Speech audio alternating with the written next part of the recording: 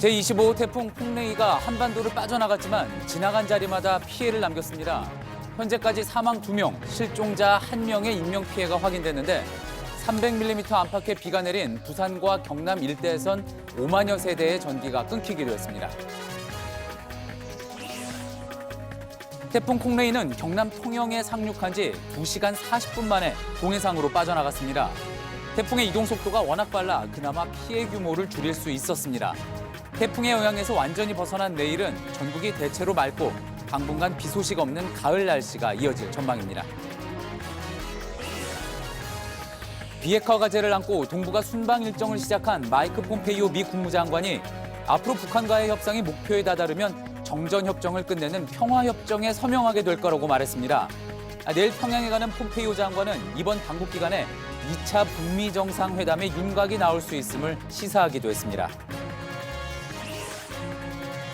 어제 법원이 다스의 진짜 주인은 이명박 전 대통령이라고 판단해 횡령과 뇌물수수의 책임을 물었지만 직권남용 혐의에 대해선 모두 무죄라고 판결했습니다.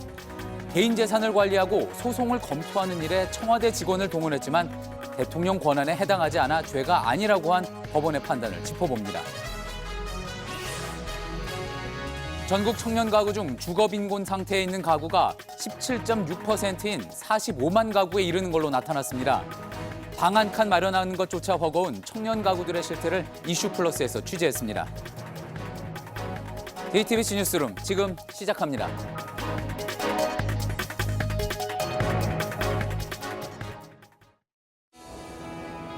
기름 없이 달리는 일상으로 내일을 바꾸는 현대수소 전기차. 제25호 태풍 콩레이가 오늘 오전 경남 통영 인근에 상륙한 뒤 경북 포항을 거쳐 동해로 빠져나갔습니다. 2명이 숨지고 1명이 실종되는 등 인명피해가 발생했고 정전이나 침수 등의 피해도 잇따랐습니다. 태풍 콩레이는 시속 50km의 빠른 속도로 지나갔습니다. 이 때문에 한반도를 관통했어도 더 큰 피해를 막을 수 있었다는 게 기상청 분석입니다. 첫 소식 윤영탁 기자가 전해드립니다. 2시간 40분. 25호 태풍 콩레이가 한반도에 상륙해 머문 시간입니다. 오전 9시 50분 경남 통영에 상륙한 콩레이는 오후 12시 30분 울산과 포항 사이를 지나 한반도를 빠져나갔습니다. 어제 예보보다도 1시간 빨리 도착했습니다. 콩레이는 한반도 접근 후에도 예상보다 약해지지 않았습니다. 제주엔 순간 최고 풍속 초속 50m의 강풍이 불었고 제주 윗세오름엔 700mm가 넘는 기록적인 폭우를 쏟아냈습니다. 육지에 상륙한 뒤에도 최대 초속 30m 이상의 거센 바람과 함께 남해와 영덕엔 300mm 이상, 포항과 거제에도 200mm가 넘는 장대비가 내렸습니다. 경기도 광주에선 세월교를 건너던 60대 남성이, 경북 영덕에선 80대 남성이 급류에 휩쓸려 숨졌습니다. 경북 포항에선 소하천 둑길이 무너져 내리면서 70대 남성이 물에 빠져 실종됐습니다. 태풍 콩레이는 한반도에 상륙 후 시속 50km 안팎으로 더 속도를 냈습니다. 속도가 빨랐던 만큼 머문 시간도 적어 강풍과 폭우로 인한 피해가 더 커지기 전에 영향권에서 벗어날 수 있었다는 분석입니다. JTBC 윤영탁입니다. 부산에서는 건물 외벽에 마감재가 떨어지고 신호등이 부러지는 등 소방과 경찰에 접수된 태풍 피해 신고가 오늘 하루에만 900건에 달했습니다. 태풍의 위험 반경인 오른쪽에 위치한 데다 도심 빌딩 숲이 바람을 더 강하게 만들었다는 분석입니다. 구석찬 기자입니다. 바람 소리가 기관총을 연상케 할 정도로 맹렬합니다. 강풍에 부러진 신호등을 고정하고 깨진 유리창을 조심조심 떼어냅니다. 부산 대연동 다세대 주택 주차장에는 건축 자재가 어지럽게 쌓여 있습니다. 태풍으로 외벽 마감재가 순식간에 떨어져 내린 겁니다. 부산에선 잠기고 무너지고 쓰러지고 부서졌다는 신고가 온종일 끊이지 않았습니다. 이렇게 부산에 유독 피해가 잇따랐던 건 태풍 진행 방향 오른쪽, 이른바 위험 반경에 들었기 때문입니다. 도심 빌딩 숲 사이로 바람이 더 세진 것도 있습니다. 초고층 건물이 즐비한 해운대 마린시티입니다. 이곳 주민들은 특히 큰 공포에 떨어야 했습니다. 태풍 콩레이의 경로가 2년 전 폭풍 해일 피해를 남겼던 차바와 비슷했기 때문입니다. 횟집들 여기 식당들 있잖아요. 여기 난리가 났었거든. 그런 일 있을까 싶어가지고 걱정 많이 했죠. 아파트마다 차수막을 설치하고 모래주머니를 쌓아 차밭대와 같은 피해는 발생하지 않았습니다. 태풍에 개막 3일차였던 부산국제영화제도 적잖은 차질을 빚었지만 내일부터는 정상화될 것으로 보입니다. JTBC 구석찬입니다. 이번 태풍은 남해안을 스쳐 지나갈 거라는 예상을 깨고 한반도에 직접 상륙했습니다. 상륙 지점인 경남 통영을 비롯한 남해안에서도 선박이 좌초되고 축대가 무너지는 등 피해가 컸습니다. 태풍을 가장 먼저 맞은 제주에서는 강한 비바람으로 정전과 침수 피해가 속출했습니다. 배승주 기자입니다. 무너진 흙더미 위로 주택이 위태롭게 서 있습니다. 경남 창원시의 한 주택인데 오늘 오전 9시 반쯤 지방과 함께 축대가 무너진 겁니다. 빈집이라 인명피해는 없었지만 주차된 승용차가 축대에 깔리고 2차 붕괴 위험이 있어 출입이 통제되고 있습니다.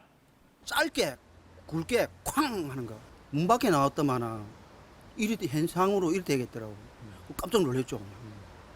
태풍이 상륙한 지점인 통영에선 바람 피해가 컸습니다. 동호항에 피항해 있던 이 여선은 닻이 풀리면서 인근 갯바위에 자초됐습니다. 중앙동의 3층짜리 건물 지붕은 뒤집어져 종이장처럼 말렸고 공사장 가림막은 맥없이 쓰러졌습니다. 밤새 태풍이 지나간 제주에선 오늘 새벽 시간당 70mm에 가까운 비가 내려 80여 건의 침수 신고가 접수됐습니다. 제주 윗새오름에선 그제부터 748mm의 기록적인 폭우가 쏟아졌습니다. 서귀포시, 대정읍 등 1,100여 가구에는 전기 공급이 끊겼습니다. 태풍이 살짝 비껴간 광주 전남에선 많은 비가 내렸습니다. 이 때문에 광양고교 축대가 붕괴되고 순천에선 담장이 무너지는 등 남해안 전역에 피해가 속출했습니다. JTBC 배승주입니다. 이번에 경북 지역의 피해도 컸습니다. 태풍 콩레이가 한반도를 빠져나가기 직전 동해안에 비를 쏟아부었기 때문입니다. 특히 물바다가 된 영덕은 지금 복구할 엄두조차 내기 힘든 상황이라고 합니다. 영덕에 나가 있는 취재 기자를 연결해 보겠습니다. 자, 윤두열 기자, 지금 뒤를 보니까 상당히 처참한 모습입니다. 오늘 상황이 어땠습니까? 네, 저는 지금 영덕군 강구면 강구시장에 나와 있습니다. 한두 시간 전까지만 하더라도 제 무릎까지 물이 차 있었고 오늘 오전에는 성인 목까지 물이 차 올랐던 곳입니다. 다행히도 태풍이 지나가고 저녁이 되면서 물이 빠르게 빠졌습니다. 물이 빠지면서 드러나는 모습은 그야말로 처참합니다. 한번 보시죠. 네, 이곳이 시장인지 대형 쓰레기 집화장인지 구별하기가 힘들 정도입니다.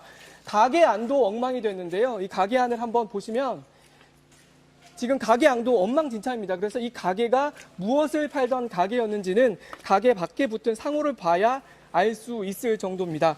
상인들도 나와서 뭐라도 건져보려 하지만 소용이 없습니다. 마트의 아이스크림 냉장고가 이곳에서 200m 떨어진 마을의 끝자락에서 발견될 만큼 이 시장 안 대부분의 물건들이 떠내려가거나 쓸모없게 돼버렸습니다. 예, 그렇군요. 지금은 물이 모두 다 빠진 모습이지만 지금 그 상점 안의 모습이 물이 얼마나 잠겨 있었는지를 충분히 보여주는 것 같군요. 자, 그러다 보니까 이제 보트로 갇혀 있었던 주민들을 구해내기도 했다고 하죠. 네, 그렇습니다. 이곳 강구시장뿐만 아니라 호수인지 마을인지 구별하기가 힘들 정도로 마을 전체가 물에 잠겼습니다. 당시 상황을 찍은 사진을 보시면 차 전체가 물에 잠겨 있고 학교 운동장도 물바다가 됐습니다. 갑자기 물이 차오르면서 미처 대피하지 못한 주민들을 보트가 오가면서 구조를 했는데 물이 차고 8시간 후인 오후 6시가 돼서야 마지막 주민이 나올 정도로 구조가 어려웠습니다. 보트로 구조한 주민만 80명이나 됩니다. 집으로 들어갈 수도 그리고 차도 쓸모없게 돼서 오늘 오갈 데가 없는 주민들은 이 밤을 어디서 지새야 할지 막막한 상황입니다. 예, 당초에는 피해가 남부지방에 집중될 걸로 예상이 됐습니다. 하지만 태풍이 지나고 나서 보니까 경북 지역의 피해가 컸네요. 네, 태풍 콩레이가 동해안으로 빠져나가면서 경북 동해안 지역에 강한 비를 뿌렸습니다. 이곳 영덕이 303mm, 포항이 256.5mm, 강릉이 203mm 등 동해안을 중심으로 폭우가 쏟아지면서 피해가 속출했습니다. 영덕에서 80살 남성이 집 앞에서 대피하던 도중 실족해서 물살에 떠밀려 실종됐다가 숨진 채 발견됐고, 포항에서는 76살 남성이 하천 2개에서 미끄러져서 급류에 떠내려가 실종됐습니다. 또 불어난 하천이나 바다 쪽에 고립됐다가 구조된 사례도 잇따랐습니다. 오늘 오전 8시에 경북 청도군에서는 승용차로 하천을 건너다가 불어난 물에 고립된 2명이 구조됐고, 포항 구룡포에서는 모 횟집에서 고립된 아버지와 아들을 포항해경 특공대원들이 구조하기도 했습니다. 또 이번 태풍으로 225가구 359명의 이재민이 발생했다고 행정안전부는 밝혔습니다. 하지만 이곳 영덕이나 울진 등의 이재민을 모두 포함하지는 않아서 내일 다시 집계를 한다면 이재민 수가 빠르게 늘어날 것으로 보입니다. 지금까지 경북 영덕군 강구시장에서 JTBC 윤두열입니다. 예, 이 태풍 콩레이로 인한 피해가 잇따르면서 많은 시청자분들이 또 저희 JTBC의 제보 영상을 보내주셨습니다. 태풍의 위력을 실감케 하는 장면들이 많았습니다. 최재원 기자가 정리했습니다. 부산 시내 도로를 주행하던 차량의 블랙박스 영상입니다. 비바람에 날아온 대형 간판이 풍소리와 함께 도로 한복판에 떨어져 나뒹굽니다. 하마터면 큰 사고로 이어질 뻔한 아찔한 장면입니다. 강한 바람에 신호등이 마치 구겨진 것처럼 부서져 도로에 널브러져 있습니다. 금방이라도 떨어질 것처럼 위태롭게 매달린 간판의 모습도 보입니다. 바람을 이기지 못하고 꺾어진 가로수가 주행하던 트럭을 덮치는 사고도 있었습니다. 울산 남구에서는 뽑혀져 나간 가로수가 도로 한복판을 막아섰습니다. 가로수를 피하느라 거북이 걸음을 하면서 차들이 꽉 막혔습니다.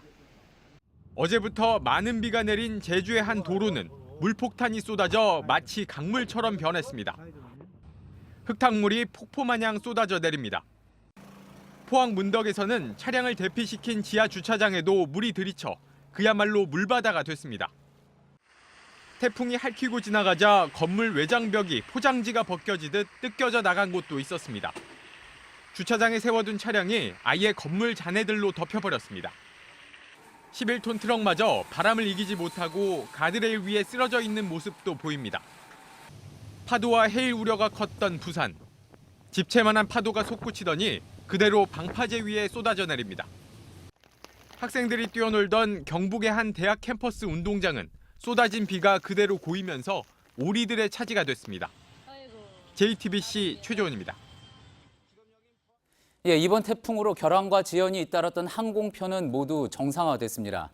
특히 제주공항은 태풍의 영향권에서 벗어나면서 이틀 만에 운항이 재개됐습니다. 바닷길은 풍랑주의보, 강풍주의보 등 기상 상황을 좀 더 봐야 할 것 같습니다. 어환이 기자입니다. 여행 가방은 한 곳에 모아뒀습니다. 비행기를 기다리는 승객들은 지친 모습입니다. 태풍으로 어제 오후 6시부터 제주공항의 모든 항공편은 결항됐습니다. 오늘 오전 11시까지 제주, 김해, 김포공항 등 12개 공항에서 결항된 항공편은 324편으로 집계됐습니다. 하지만 오후부터는 전국 모든 공항의 항공편 운항이 정상화됐습니다. 특히 제주공항은 오전 11시 50분쯤 도착한 진에어를 시작으로 항공기 운항이 재개됐습니다.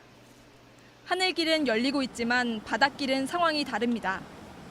여전히 대부분 항로에서 여객선 운항이 통제되고 있는데 태풍 영향권에서 벗어났어도 풍랑주의보, 강풍주의보 등 기상 상황을 고려해야 하기 때문입니다. 이번 태풍으로 지역 축제와 행사도 줄줄이 차질이 빚었습니다. 부산국제영화제는 야외 행사를 포함해 오전 일정을 잠정 중단했고 일부 행사를 오후부터 재개하기도 했습니다. 오늘 저녁 서울 여의도 세계 불꽃축제는 태풍의 직간접 영향에서 벗어나 계획대로 진행됐습니다. JTBC 어환입니다. 마이크 폼페이오 미국 국무장관이 오늘 동북아 순방 일정을 시작하면서 북한과의 협상이 목표에 다다르면 평화협정에 서명하게 될 것이라고 말했습니다. 오늘 일본을 먼저 들른 폼페이오 장관은 내일 평양으로 향해서 김정은 위원장을 만날 예정입니다. 김혜미 기자입니다. 네 번째 방북을 하루 앞두고 폼페이오 장관이 일본에 먼저 도착했습니다. 아베 신조 총리를 만난 데 이어 고노다로 외무상과도 회담했습니다. 폼페이오 장관은 앞서 일본으로 향하는 길에 기자들에게 북한과의 협상이 목표에 다다르면 정전협정을 끝내는 평화협정에 서명하게 될 것이라고 말했습니다. 그렇게 되면 중국이 참여할 것이라고도 덧붙였습니다. 비핵화 논의가 순조롭게 진행되면 종전선언보다 더 나아간 평화협정 체결로도 이어질 수 있다는 점을 확인한 겁니다. 트럼프 대통령은 앞서 종전선언과 평화협정을 거쳐 북미 수교에 이르는 대북 체제 보장 로드맵을 거론한 바 있습니다. 폼페이오 장관은 또 평양에서 2차 북미 정상회담의 일정을 구체화할 수 있다는 점도 언급했습니다. 장소와 시간에 대한 선택지들을 진전시켜 나갈 것이라면서 대략은 정해질 수 있을 것으로 본다고 말했습니다. 폼페이오 장관은 내일 오전 일본을 떠나 평양에 도착해 김정은 위원장과 면담할 예정입니다. JTBC 김혜미입니다. 역시 가장 큰 관심은 북한의 비핵화 초기 조치와 종전선언을 맞바꾸는 이른바 빅딜이 가능하냐는 겁니다. 협의가 순조로울 경우 2차 북미 정상회담 시기와 장소가 곧 발표될 수 있습니다. 이희정 기자입니다. 폼페이오 국무장관은 평양을 하루 일정으로 방문하지만 목표는 명확합니다.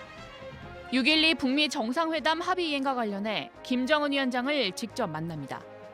그런 만큼 무엇보다 미국이 요구하는 비핵화와 북한이 요구하는 상응 조치, 즉 체제 보장을 둘러싼 접점을 찾을 수 있을지가 핵심입니다. 평양 남북 정상회담에서 공식 논의된 영변 핵시설 폐기와 종전선언을 주고받는 방안을 양측이 구체화할 수 있느냐는 겁니다. 다만 이번에 대북 제재 완화 문제는 진전을 기대하기가 쉽지 않아 보입니다. 최근 미 재무부가 북한 외교관에 대해 독자 제재를 단행했고 폼페이오 장관도 대북 제재 완화는 없을 것이란 입장을 밝혔기 때문입니다. 이번 방북 결과에 따라 2차 북미 정상회담의 윤곽이 나올 수 있습니다. 큰 틀에서 합의를 한 뒤 실무급 접촉을 통해 구체적인 날짜와 장소 논의가 오갈 것으로 보입니다. 폼페이오 장관은 내일 평양 방문을 마치면 바로 서울로 넘어와 문재인 대통령을 만나 방북 결과를 설명할 예정입니다. JTBC 이희정입니다. 그런가 하면 2007년 남북정상회담 때 노무현 전 대통령이 평양에 심었던 소나무가 11년 만에 우리 쪽 인사들에게 처음으로 공개됐습니다. 남측 방문단은 2박 3일간의 14선언 11주년 기념 행사를 마치고 오늘 밤 돌아옵니다. 김소현 기자입니다. 2007년 10월 노무현 전 대통령은 김영남 북한 최고인민회의 상임위원장과 함께 남측에서 가져간 소나무를 평양에 심었습니다. 11년이 흐른 오늘 아들 노건호 씨가 노 전 대통령의 생가 등 6곳에서 퍼온 흙과 물을 바로 그 자리에 뿌렸습니다. 눈시울이 많이 뜨거워지고 북측에서도 그날 이렇게 공동선언의 뜻과 마음을 잊지 않고 계속 이렇게 잘 이렇게 관리해 주시고 당시 정상회담에 배석했던 조명균 통일부 장관도 감회가 깊은 듯 한동안 말을 잇지 못했습니다. 이 소나무를 잘 가까워 주신 북측 관계자분들께 감사드리고 이 소나무가 모진 비바람, 추위, 더위를 다 이겨내고 이렇게 잘 컸듯이 이 공동선언도 잘 철저하게 이행될 수 있도록 어제 북측과 사실상 고위급 회담을 가진 조 장관은 북측 철도 공동조사를 바로 이행할 과제로 꼽는 등 평양 공동선언을 속도감 있게 처리하기로 했다고 밝혔습니다. 이해찬 더불어민주당 대표는 내년에도 14 남북 공동선언 기념 행사를 함께 하자고 북측에 제안했습니다. 남측 방북단은 2박 3일간의 일정을 모두 마치고 오늘 밤 서해 직항로로 귀환합니다. JTBC 김소현입니다.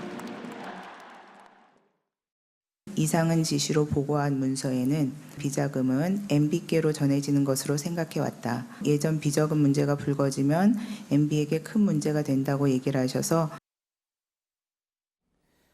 다스가 왜 이명박 전 대통령의 것이라고 판단했는지 어제 1심 재판부가 관련 증언을 바탕으로 설명한 대목입니다.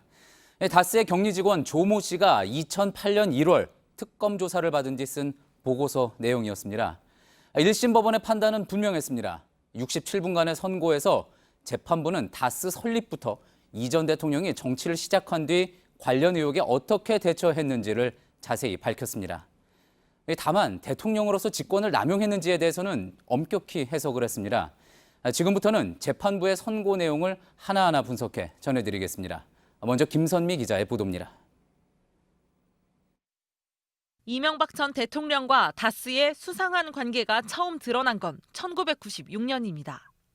15대 국회의원 시절 비서관이 여론조사 비용을 다스 전신회사로부터 받았다고 폭로한 겁니다. 이 사건으로 이 전 대통령은 벌금형을 선고받고 당선이 무효됐습니다. 2002년 서울시장 선거 때도 비슷한 의혹이 나왔지만 실체가 제대로 확인되지 않은 채 당선됐습니다. 검찰 수사가 본격 시작된 건 2007년 대선 경선 후보 시절 다스 설립 자금이 나온 도곡동 땅에 대한 논란이 불거지면서부터입니다. 검찰은 중간 수사 결과에서 형 이상은 씨 도곡동 땅 지분은 제3자의 것일 가능성이 있다고 했지만 대선 직전 이명박 당시 대선 후보 것이란 증거가 없다고 결론 내리며 다스와 BBK 실소유 의혹에 대해서도 무혐의 처분했습니다. 대통령 당선 이후에도 BBK 정호영 특검팀과 내곡동 사저 이광범 특검팀이 꾸려졌지만 의혹을 제대로 해소하지 못했습니다. 법원은 어제 1심 선고에서 이 전 대통령이 그동안 법망을 피했던 수법들도 지적했습니다. BBK 특검 당시 관련자들이 회의를 하면서 말을 맞춘 정황이 많은 사람들의 진술과 자료로 밝혀졌습니다. 결국 이 전 대통령은 징역 15년을 선고받았습니다. JTBC 김선미입니다. 다스뿐 아니라 도곡동 땅의 주인이 누구인지도 오랜 논란거리였습니다. 법원은 역시 이명박 전 대통령을 주인으로 지목했는데 그 근거는 이 전 대통령이 재산관리인을 통해 땅 판돈을 관리했고 또 이를 다스의 경영자금이나 본인의 사저공사 등에 썼다는 부분이었습니다.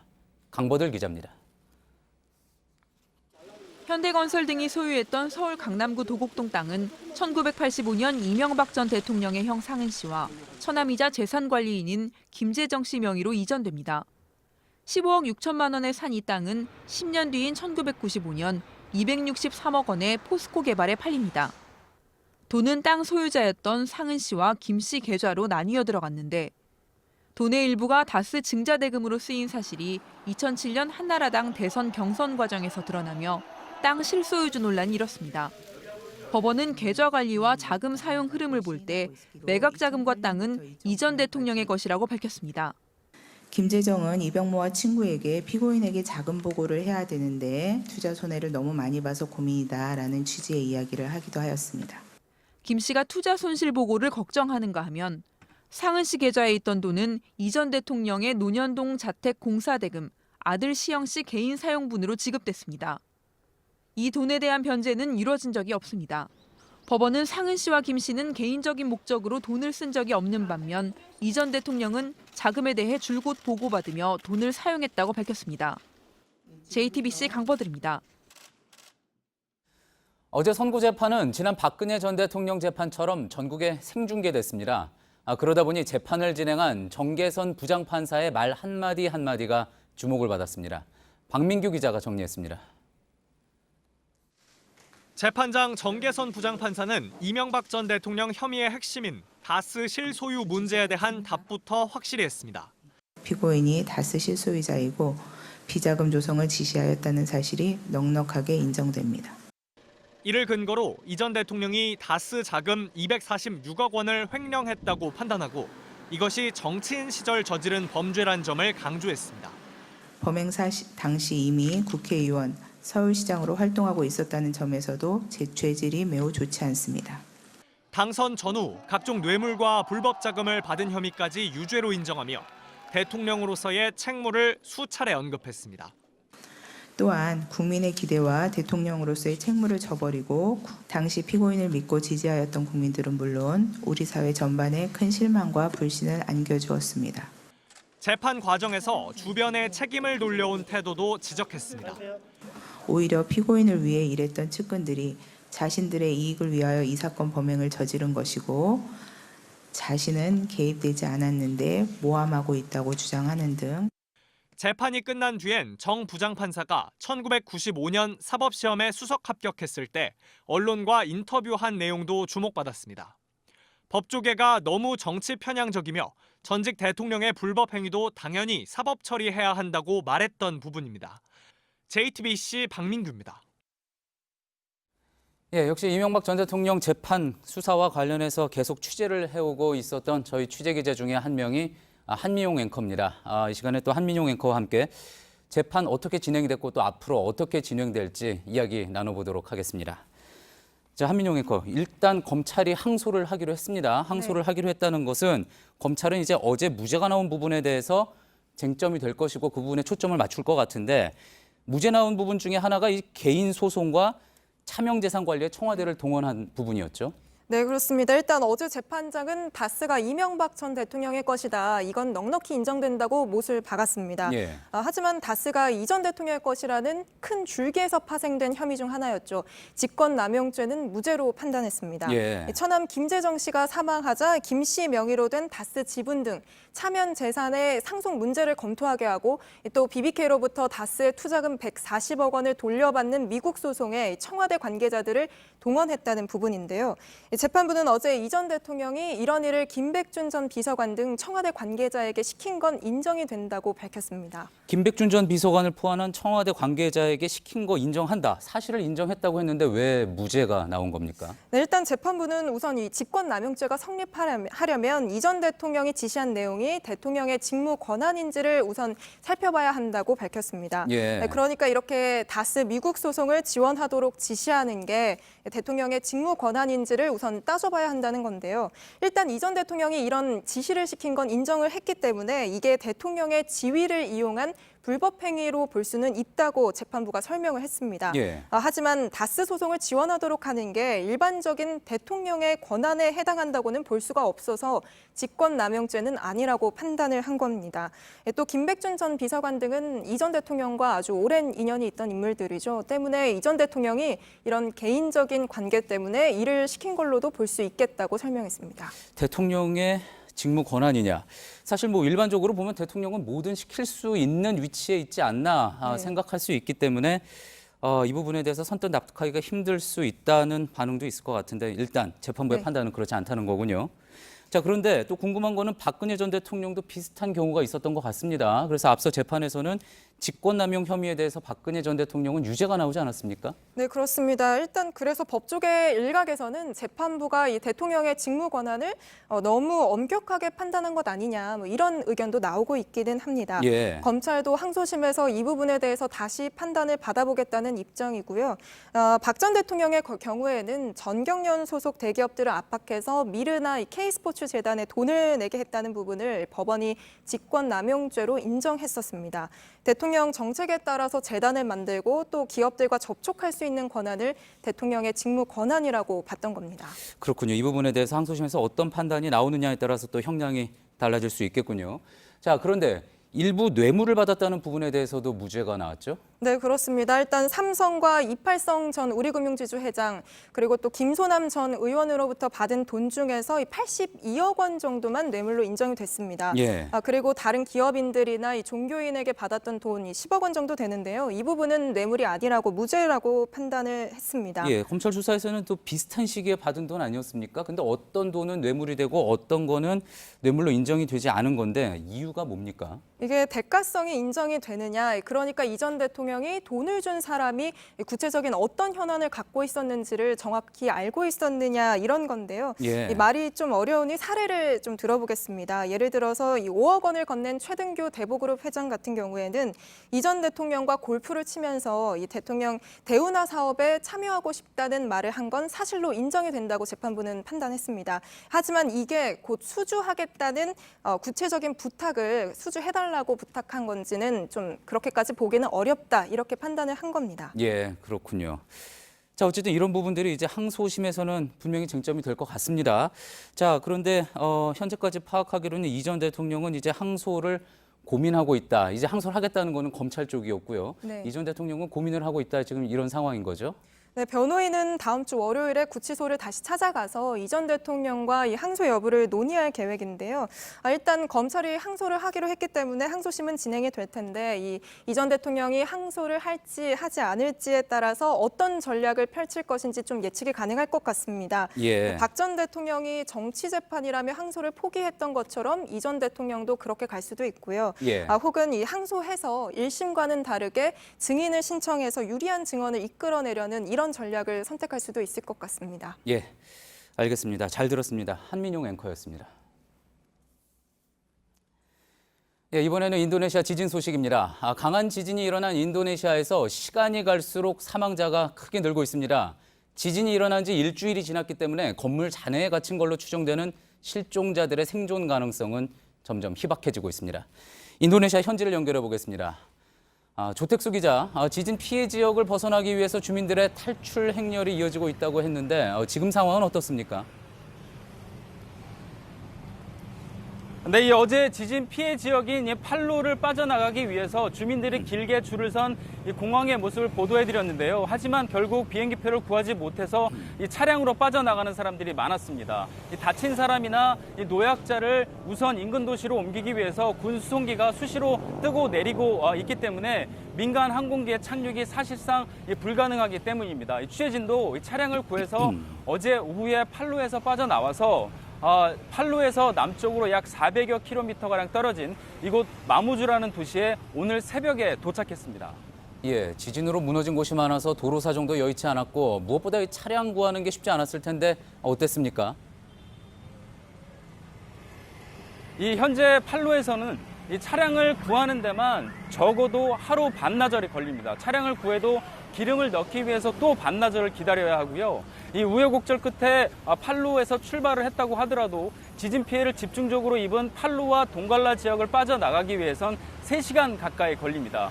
이후에도 도로가 있기는 한데 편도 1차선인데다가 이 산사태 때문에 도로 곳곳이 뒤틀리거나 이 진흙더미가 무너져 내린 곳이 많아서 쉽게 지나갈 수가 없는 상황이고요. 이 팔루를 빠져나온 사람들은 이런 길을 뚫고 11시간을 달려서야 이곳에 도착할 수 있습니다. 예, 그렇군요. 자, 그렇다면 주민들이 더 걱정입니다. 빠져나오지 못한 주민들이 훨씬 더 많을 것 같은데 지금 팔루 지역 상황은 어떻습니까? 네, 저희가 팔루에서 만난 주민들 대부분은 이곳은 더 이상 사람이 살 수 있는 곳이 아니다 이렇게 말을 했습니다. 이 복구 작업은 이제 막 시작이 됐지만 이 팔루 도심에 집중이 돼 있는 데다가 현재는 큰 건물의 잔해를 치우는 정도의 수준입니다. 이 전기나 통신도 일부 아주 굉장히 제한된 지역에만 이루어지고 있고요.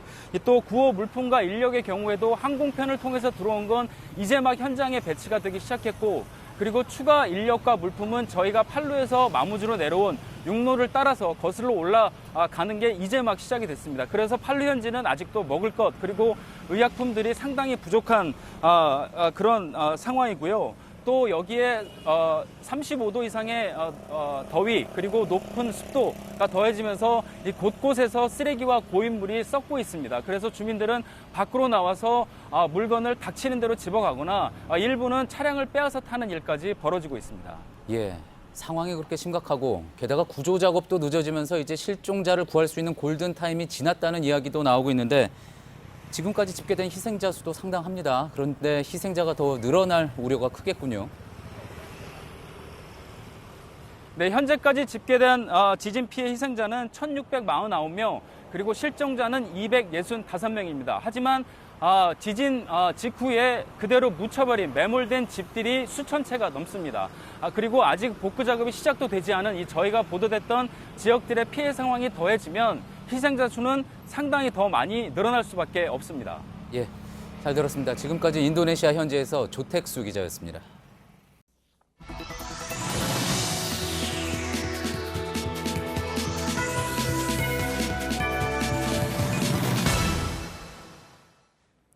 혹시 지옥고라는 말 들어보셨습니까?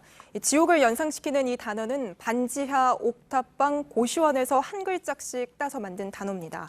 전국 청년 가구 중 이 지옥고에 사는, 그러니까 주거 빈곤 상태에 있는 가구는 45만 가구에 이르는 걸로 나타났습니다.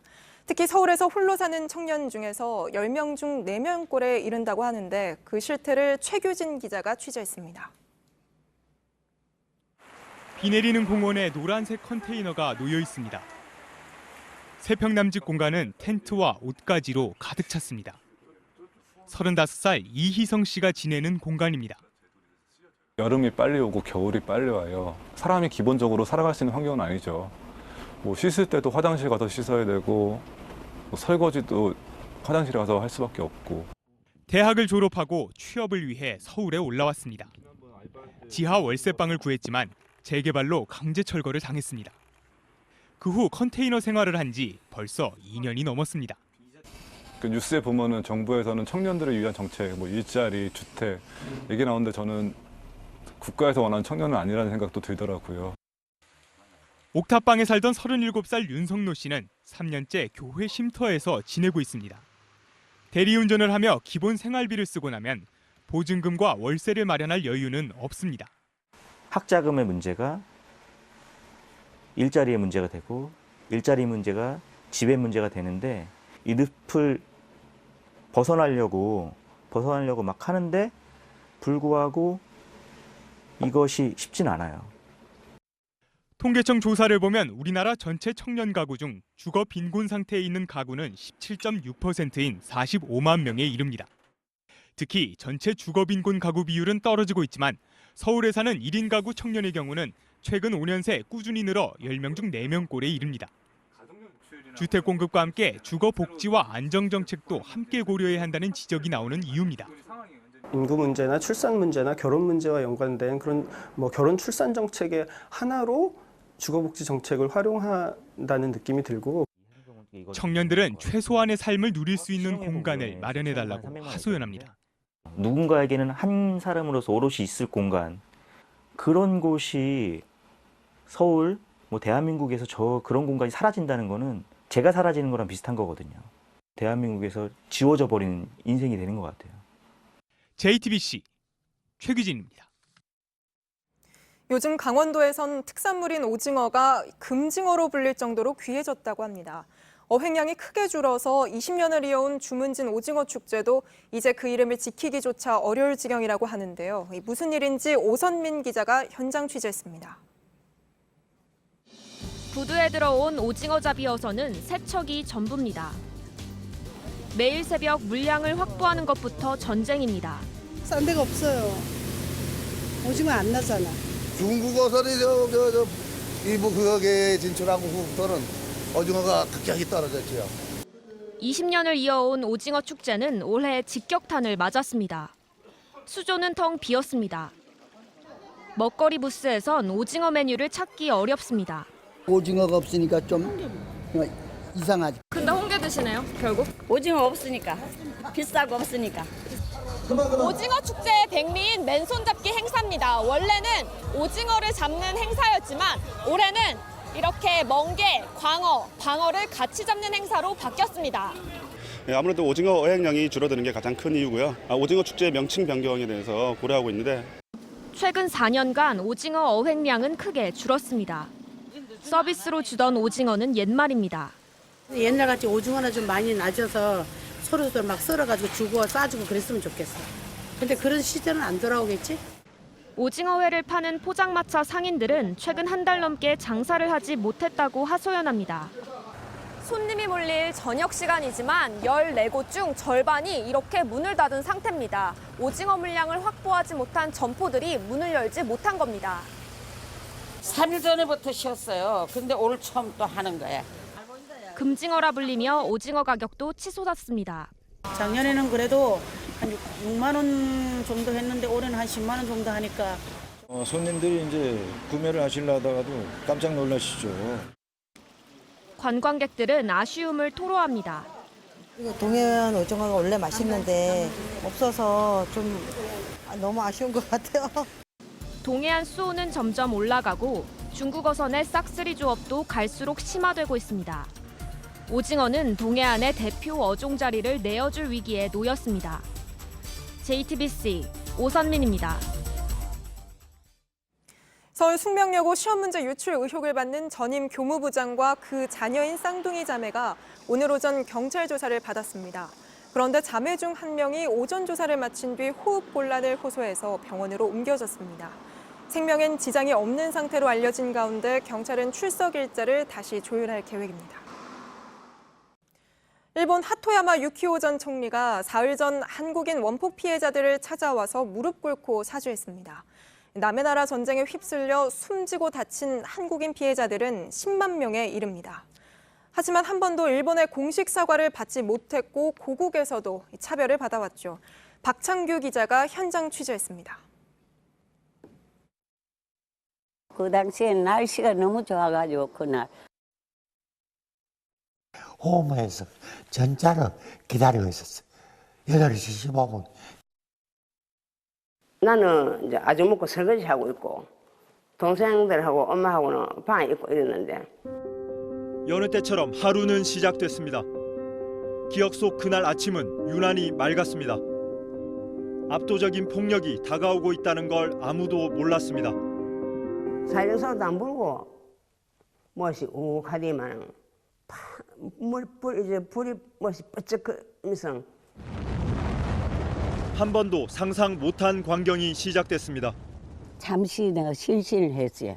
놀래가지고 정신이 돌아와서 보니까 피바다에 내가 누워 있었어요.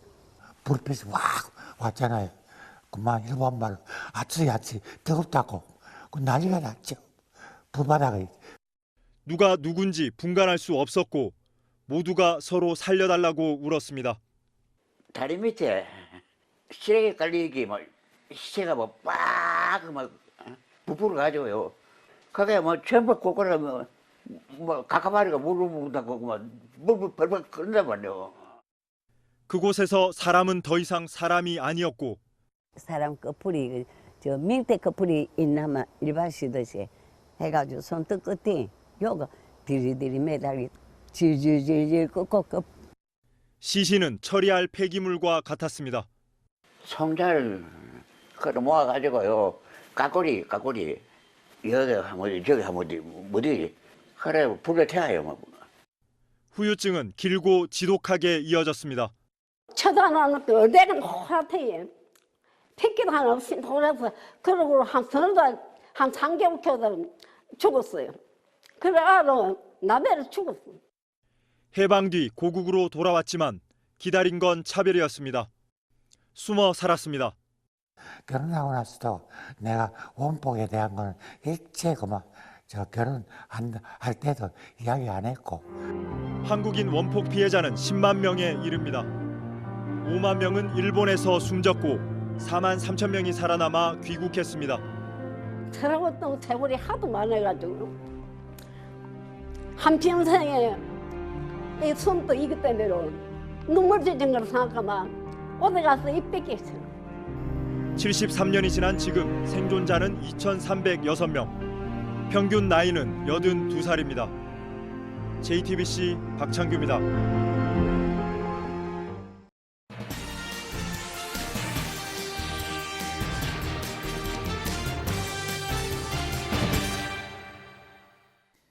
오늘의 뉴스룸 키워드는 국격입니다. 전직 대통령이 재판정 들어가고 나오는 모습을 보여주는 게 국격을 떨어뜨린다. 어제 이명박 전 대통령 측이 선거 공판 참석을 거부하면서 내세운 이유였죠. 이 한 나라의 품격이라고 정의가 돼 있긴 하지만 이 낯선 단어가 사전에 들어간 건 얼마 되지 않았습니다. 이명박 정부가 들어선 2000년대 후반 이후 국격이라는 말이 유행처럼 등장합니다. 국격을 높이는 기본, 국격을 따져서 신중히 하겠다. 국격이 높아진 걸 실감한다. 이런 대통령 발언이 이어지자 국가브랜드위원회에서는 국격을 높이기 위한 캠페인도 벌였고 또 국립국어원은 2011년에 국격을 표준대사전에 올리기도 합니다. 하지만 이 시민들의 정치적, 사회적 결사체인 국가를 과연 물건처럼 격을 따질 수 있는 걸까? 지적은 그때부터 나왔습니다. 가난한 나라와 부유한 나라, 군대가 강한 나라 혹은 영토가 작은 나라, 경제력이나 국방력을 서로 비교할 수는 있어도 국격은 무엇으로 비교를 하겠느냐는 겁니다. 이후 한동안 잊혀져 있던 국격이라는 단어는 이번 이명박 전 대통령 재판을 통해 다시 등장했습니다. 과연 나라의 격을 높이거나 낮추고 또 평가하는 게 가능할까? 설사 그렇다 할지라도 전직 대통령이 선거에 출석하고 안 하는 게 과연 그 격이라는 것과 상관이 있는 것인지 생각해보게 되는 오늘의 뉴스룸 키워드, 국격이었습니다.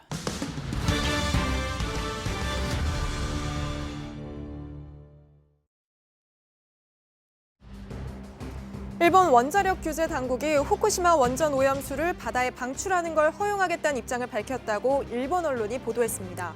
후케타 도요시 일본 원자력규제위원회 위원장은 기준치를 초과한 오염수를 희석해서 기준치 이하로 낮춘 뒤 해양에 방출하는 걸 용인하겠다고 밝혔다고 합니다. 최근 도쿄전력의 분석에 따르면 해당 오염수 중 84%에서 방사성 물질 방출량이 기준치를 초과한 것으로 나타났습니다. 중국 공안 2인자 출신인 멍홍웨이 인터폴 총재가 실종돼서 프랑스 경찰이 수사에 나섰습니다. 멍 총재는 지난달 29일 중국 출장을 간다면서 프랑스 리옹의 집을 나선 뒤 연락이 끊겼습니다. 홍콩 언론은 멍 총재가 중국 당국에 끌려가 조사를 받고 있는 것으로 보이며 그 이유는 알려지지 않았다고 보도했습니다.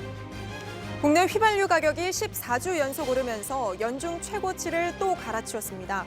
한국석유공사 유가정보 서비스인 오피넷을 보면 이달 첫째 주 전국 주유소에서 판매된 휘발유 가격은 전주보다 1리터에 평균 9.4원 오른 1,659.6원으로 집계됐습니다. 석유공사는 국제유가가 7주 연속 상승세를 유지함에 따라서 국내 가격도 오름세를 지속할 것으로 전망된다고 밝혔습니다. 엑소와 워너원, 레드벨벳 등 국내 정상급 한류 스타들이 총출동한 2018 영동대로 K-팝 콘서트가 오늘 저녁 서울 삼성동 코엑스 앞 특설 무대에서 열렸습니다. 오늘 콘서트는 지난달 28일부터 내일까지 열흘 일정으로 진행되는 강남 페스티벌의 일환으로 마련됐습니다.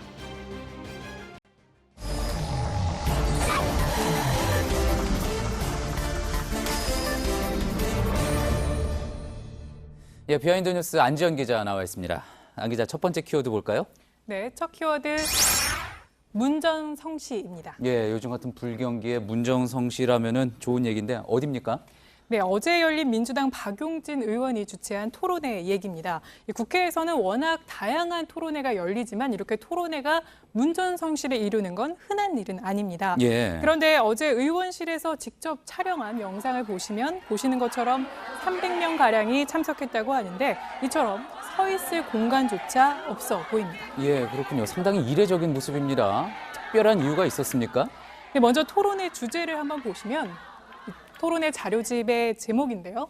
유치원 비리 근절을 위한 정책 토론회입니다. 예. 그러니까 토론회를 듣고 싶어서 온 학부모들도 있었지만 대부분은 토론회를 막기 위해서 온 사립유치원 원장 등 한국유치원총연합회 회원들이었습니다. 예, 토론회를 막기 위해서 왔다.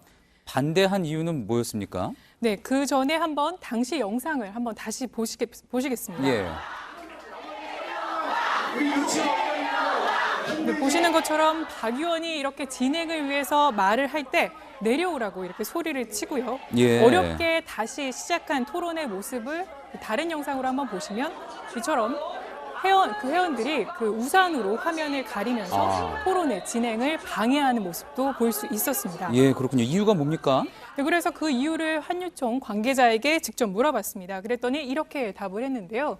일단 토론의 제목부터가 비리 근절을 위한 토론회인데 사립유치원 전체에 대한 인격 모독으로 느껴졌다 이렇게 얘기했습니다. 예. 또 이 토론의 내용에도 문제가 있는데 일부 감사 결과로 사립유치원 전체를 비리 집단으로 몰아가는 위험한 발상이다 이렇게 주장하기도 했습니다. 그렇군요. 유치원 비리 감사 결과를 이제 공개적으로 거론하는 것에 대한 불만이라고 볼 수 있겠는데 구체적으로는 어떤 내용이 나왔습니까? 네, 이번 토론의 초점 자체가 비리 유치원의 실태 고발이었습니다. 그 내용을 몇 개 저희가 뽑아왔는데요. 먼저 첫 번째 사례는 국무조정실 정부합동 부패 예방 감시단이 2016년 10월부터 지난해 1월까지 조사한 결과입니다. 유치원과 어린이집 95곳을 점검한 결과 91개 시설에서 위반 사례를 적발한 건수가 609건, 또 부당하게 사용한 금액만 205억 원이었습니다. 91곳에서 위반 건수가 600개가 넘었다 그러면 그 숫자가 적지는 않은 느낌이네요. 네, 일부라고 하기에는 굉장히 많은 곳에서 적발이 된 건데요. 또 경기도교육청 시민감사관의 감사 결과도 어제 발표가 됐습니다. 여기에선 보다 구체적인 사례가 나오는데 2015년부터 올해까지 약 3년간 경기도 내 유치원 94곳을 감사한 결과입니다. 예. 보시면 이 구체적인 사례를 한번 보시면 이 급식비와 방과 후 가정비 항목에서 랍스타, 킹크랩, 홍어의 주류 등을 구매해 지출한 게 적발됐습니다. 예. 아이들이 먹었다고 하기에는 믿을 수 없는 그런 종목들이고요.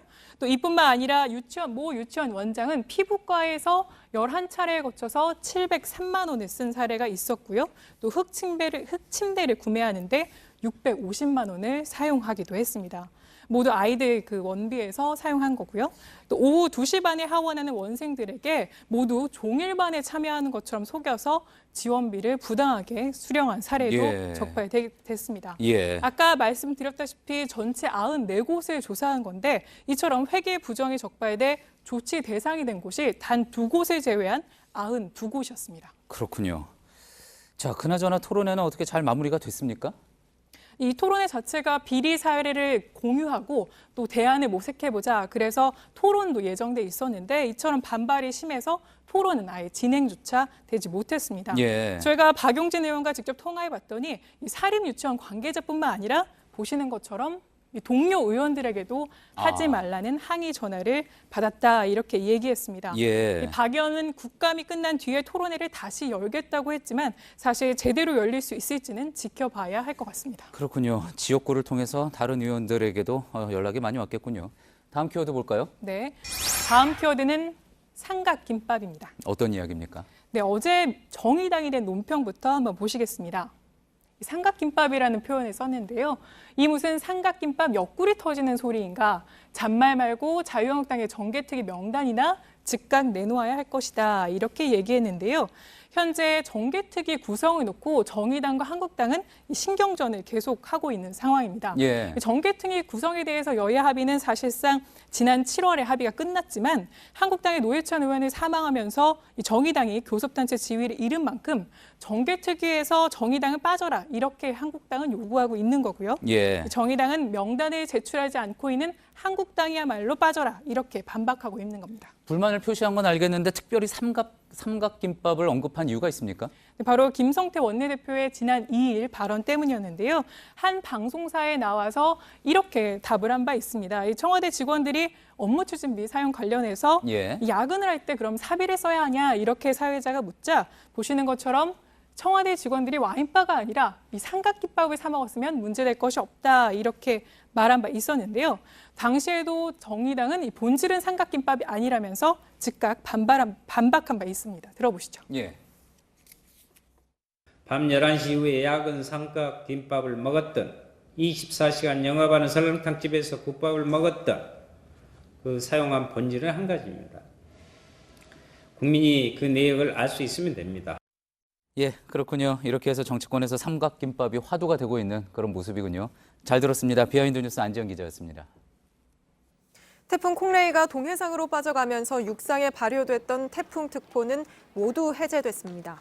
내일은 전국이 대체로 맑은 날씨를 보이겠지만 기온이 다소 낮고 바람도 강하게 불어서 쌀쌀하겠습니다. 예, 저희가 준비한 소식은 여기까지입니다. 시청해주신 여러분 고맙습니다.